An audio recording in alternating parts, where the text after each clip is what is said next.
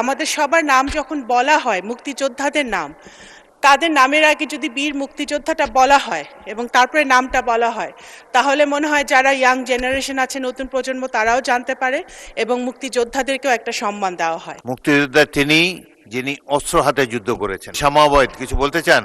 হ্যাঁ, মাইক দেন, প্রতিমন্ত্রীকে মাইক দেন। মাননীয় স্পিকার, ধন্যবাদ আপনাকে। আমি জাস্ট একটা কথা বলতে চাচ্ছি চলমান বিষয় নিয়েই।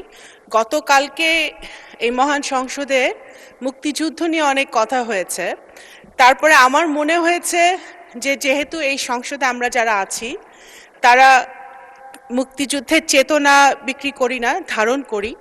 সেই কারণে আমার মনে হয় এখানে যারা বীর মুক্তিযোদ্ধারা আছেন এবং আমাদের, আপনিও বলেছেন আমাদের বিরোধী দলে যারা বসে আছেন তাদের মধ্যেও কিছু কিছু মুক্তিযোদ্ধারা আছেন, আপনারা তাদের নামের আগে, আমাদের সবার নাম যখন বলা হয়, মুক্তিযোদ্ধাদের নাম, তাদের নামের আগে যদি বীর মুক্তিযোদ্ধাটা বলা হয় এবং তারপরে নামটা বলা হয়, তাহলে মনে হয় যারা ইয়াং জেনারেশন আছে, নতুন প্রজন্ম, তারাও জানতে পারে এবং মুক্তিযোদ্ধাদেরকেও একটা সম্মান দেওয়া হয়। সংসদের ভেতরে যদি আমরা এটা চালু করি, সংসদের বাইরেও এটা আমরা বলতে পারবো, করতে পারবো। ধন্যবাদ।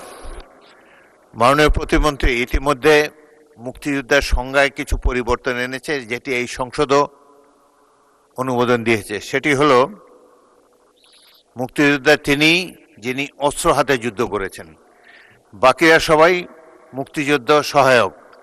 এই সংজ্ঞা পরিবর্তিত হয়ে গিয়েছে। এখানে কজন অস্ত্র হাতে যুদ্ধ করেছে আমার জানা নাই, তবে সাধারণত সংসদে আসন ভিত্তিক পরিচয় দিয়েই আমরা আলাপ করে থাকি। মুক্তিযোদ্ধা পরিচয় এখানে উচ্চ থাকে।